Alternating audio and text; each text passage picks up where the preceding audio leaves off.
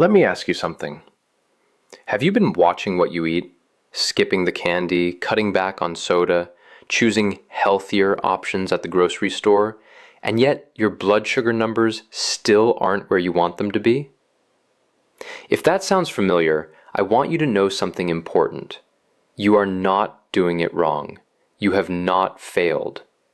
The problem is that after 60, your body reads food differently, and some of the foods that genuinely were fine for you at 40, foods labeled natural, whole grain, heart healthy, those same foods can hit your bloodstream like a sugar bomb today. Today I'm going to walk you through 8 of the most common offenders. Some of these you'll recognize immediately.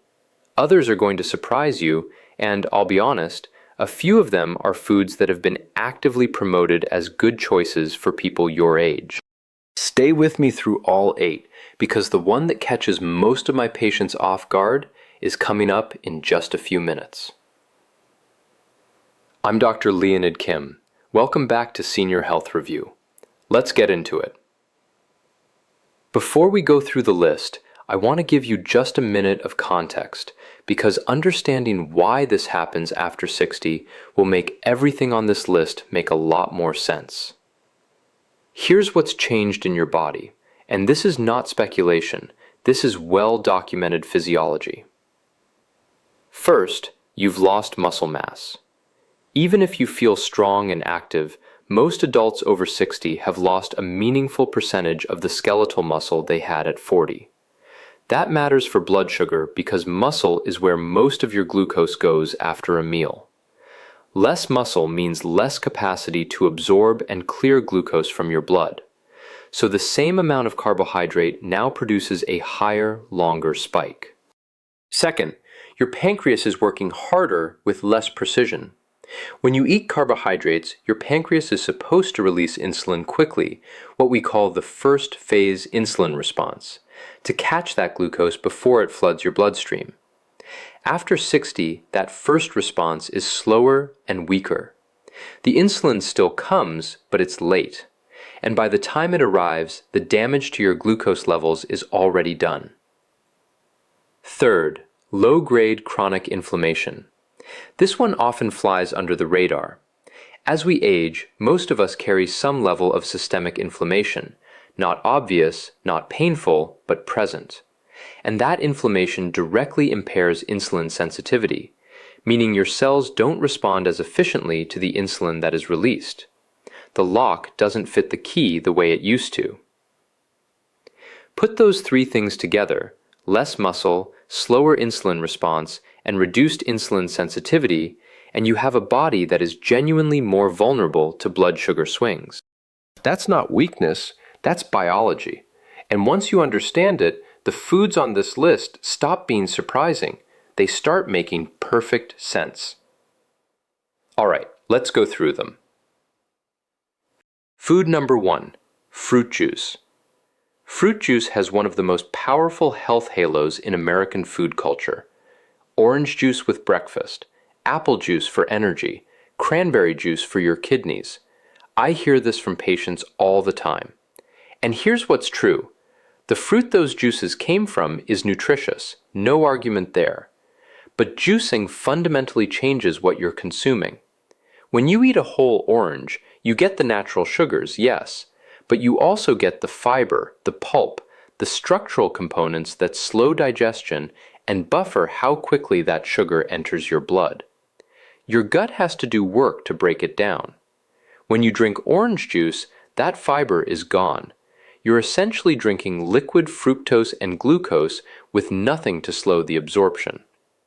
Now here's the aging factor. Your liver is the primary organ responsible for processing fructose, the sugar that makes up a significant portion of fruit juice. And liver efficiency declines with age. Liver cells become less responsive, fatty deposits can accumulate even in people who aren't overweight, and overall metabolic processing slows down. So that flood of fructose from a morning glass of juice takes longer to process, and more of it gets converted to fat or circulates as elevated blood glucose. The smarter swap: eat the whole fruit instead. 1 orange, a handful of grapes. Your body gets the nutrition and the fiber does the buffering work it was designed to do. If you genuinely enjoy juice, limit it to no more than 4 ounces, always with a meal that includes protein. Food number 2, whole wheat bread. This one frustrates a lot of my patients. They made the switch from white bread to whole wheat sometimes years ago because they were told it was the healthier choice. And in some contexts, that's true. Whole wheat does contain more fiber and nutrients than white bread. But here's the problem. Most commercially produced whole wheat bread has a glycemic index that's nearly as high as white bread. Studies have clocked it anywhere from 68 to 74, compared to white bread at around 70 to 75. That's not a meaningful difference. Why? Because the wheat is still finely milled. The grain structure has been broken down into tiny particles that your digestive enzymes can rapidly convert into glucose. The whole grain label tells you something about the starting ingredient. It doesn't tell you anything about how fast it digests. And the 60+ factor here? As we age, our salivary and pancreatic amylase, the enzymes that break down starches, actually become more efficient at their job relative to our body's ability to clear the resulting glucose. In practical terms, starchy foods break down quickly, and the insulin response struggles to keep pace. 2 slices of whole wheat toast with jam in the morning can spike your blood sugar nearly as fast as a candy bar. The smarter swap. Look for breads made with intact whole grains, like rye bread with visible grain kernels, or sourdough, which has a naturally lower GI due to fermentation. Always pair your bread with eggs, nut butter, or avocado to slow absorption. And be honest about portion size. Food number 3, low-fat flavored yogurt. Here's one that genuinely surprises people, because yogurt has been marketed hard to the senior audience as a calcium source, a probiotic powerhouse, and a light, healthy snack. And plain, full-fat Greek yogurt? I have no argument with that. It's genuinely excellent. The problem is flavored low-fat yogurt. When food manufacturers remove fat from yogurt, and fat is what gives yogurt its satisfying, creamy texture, they have to replace it with something, and that something is almost always sugar, or high fructose corn syrup, or fruit concentrate, which is essentially the same thing.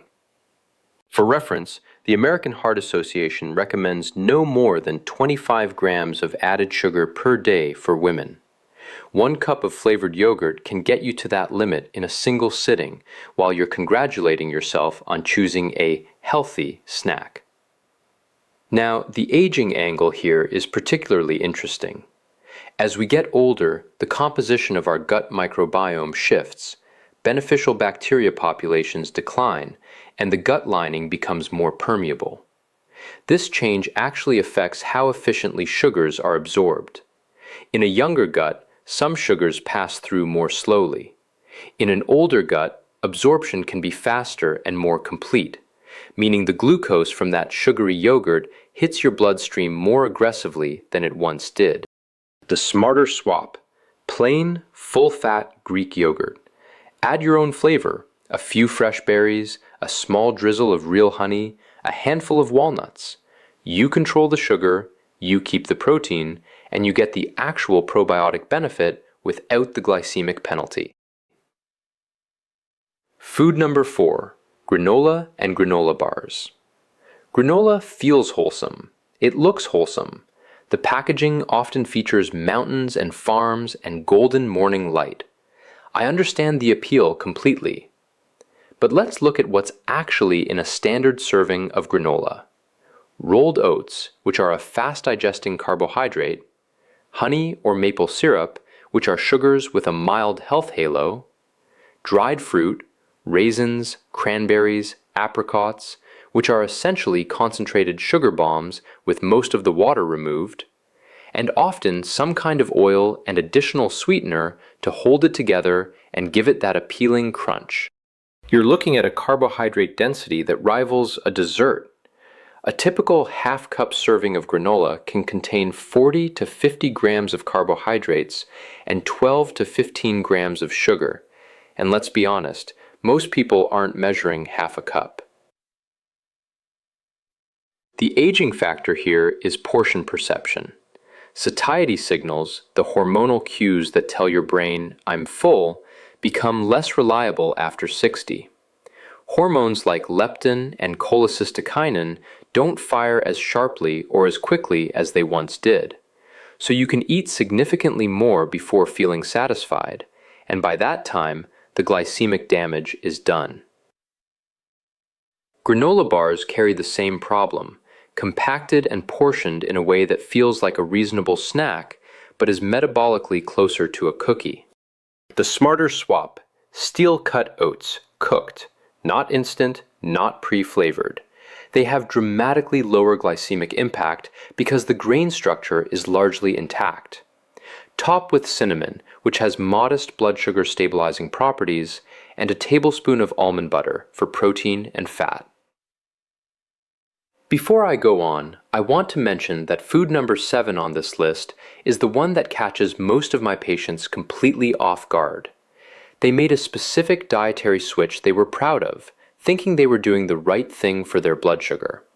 And they were right to try, they just got incomplete information. We'll get there in just a moment. Food number 5, ripe bananas. I want to be careful here because I'm not telling you that bananas are bad. Bananas are a legitimate source of potassium, vitamin B6, and magnesium, all of which matter for heart and muscle health after 60. But the ripeness of a banana changes its glycemic impact dramatically, and most of us are eating them at the wrong stage. A green or barely yellow banana contains a significant amount of resistant starch, a form of carbohydrate that doesn't digest in your small intestine at all. It passes through slowly, feeds beneficial gut bacteria, and produces almost no blood sugar response. As a banana ripens, that resistant starch converts to simple sugars: glucose, fructose, sucrose. A fully ripe, yellow with brown spots banana has almost no resistant starch left. It is, metabolically speaking, a delivery vehicle for fast sugar. For a body over 60 with a slower first phase insulin response, that ripe banana eaten alone in the morning, the quick, easy breakfast, produces a blood sugar spike your insulin system is not equipped to handle cleanly. The smarter swap: choose bananas that are still slightly green-yellow. Eat them with a protein source: Greek yogurt, a small handful of nuts, a hard-boiled egg. The protein and fat slow gastric emptying and buffer the glucose release.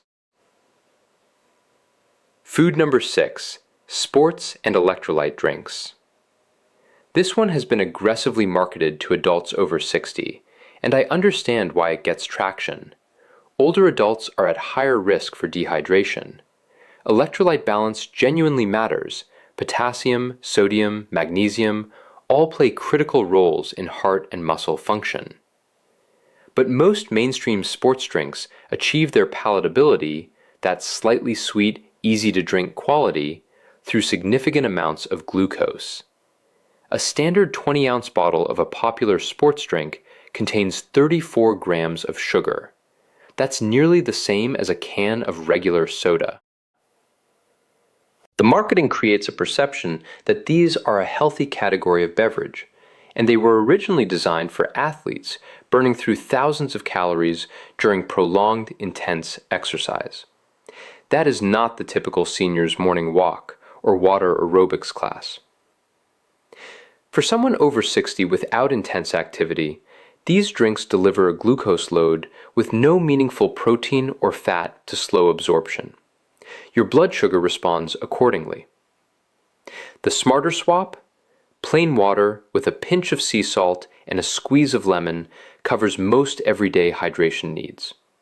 If you genuinely need electrolyte support after illness, heat exposure, or extended activity, look for low-sugar electrolyte powders or tablets, where you can control the glucose content. Food number 7. Brown rice, large portions. Here's the one I mentioned earlier. A lot of my patients made the switch from white rice to brown rice, sometimes years ago, specifically because they were trying to manage their blood sugar. And I want to acknowledge that choice. It came from a good place. It came from paying attention. And brown rice is nutritionally superior to white rice. It retains the bran and germ layers which provide fiber, B vitamins, and minerals. The glycemic index of brown rice is modestly lower than white rice. But here's what doesn't change: the starch content. Brown rice is still a starch-dense food, and the glycemic load, which accounts for portion size, not just food type, is what actually matters for blood sugar. A generous serving of brown rice, say 1.5 to 2 cups, which is not unusual at a restaurant or as a dinner side, still delivers a very large carbohydrate load. And here's the aging layer. Glucose transporter efficiency in muscle cells declines with age, meaning glucose clearance after a carb-heavy meal is slower. The brown rice didn't undo that, it just slightly delayed it. The switch from white to brown rice was a step in the right direction, but the portion size is where the real conversation needs to happen. The smarter swap: cap brown rice at 1/2 cup to 3/4 cup per meal. Fill the rest of your plate with non-starchy vegetables and a quality protein source. If you want to go further, try cauliflower rice as a partial replacement. It dramatically reduces glycemic load while keeping the familiar texture and volume. Food number 8. Smoothies. Smoothies feel like the ultimate healthy habit. You're drinking vegetables, you're drinking fruit, you're getting vitamins and antioxidants in one convenient glass. I genuinely understand the appeal, especially for seniors who may have reduced appetite or who want a quick, easy meal. But here's what the blender does to your food. It destroys the physical structure of fiber. Whole fruit fiber works by forming a viscous gel in your digestive tract that slows the movement of glucose into your bloodstream. When you blend fruit at high speed, you break apart those cell walls and fiber structures. What was a buffering system is now a slurry that digests nearly as fast as liquid sugar. And then compound that with typical smoothie construction: a full banana, a cup of mango or pineapple, both high glycemic tropical fruits, 1/2 cup of apple juice or orange juice as the liquid base, and maybe some low-fat flavored yogurt for creaminess. You've just combined several of the items on today's list into one glass. The glycemic load can reach 60 to 80 grams of net carbohydrate in a single smoothie that feels like a responsible, nutrient-dense meal. For someone over 60 with reduced insulin responsiveness, that is an enormous challenge for blood sugar management. The smarter swap. If you want a smoothie, rebuild the formula. Use unsweetened almond milk or plain Greek yogurt as your base. Use low glycemic fruit. Berries are excellent: blueberries, raspberries, strawberries. Add a scoop of protein powder, a tablespoon of chia seeds or ground flaxseed to partially restore some fiber structure. Keep total fruit to about 1/2 cup. The result is a genuinely blood sugar-friendly drink that still gives you convenience and nutrition. Now I want to take a moment because I think there's something important here beyond just memorizing a list. Look at what these 8 foods have in common. It's not that they're all sweet. It's not that they're all junk food. Most of them carry genuine nutritional value in the right context. The pattern is this: fiber removal, missing buffers, and rapid absorption. Every item on this list either has its natural fiber structure compromised through juicing, blending, drying, or milling, or it's consumed without the protein and fat that would normally slow glucose entry into your bloodstream, or both.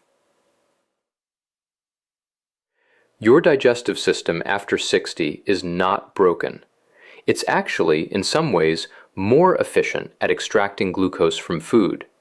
The problem is, it's too efficient, and the brakes that used to slow things down, the intact fiber, the full food structure, the metabolic capacity to clear glucose quickly, those have been partially reduced by the normal aging process.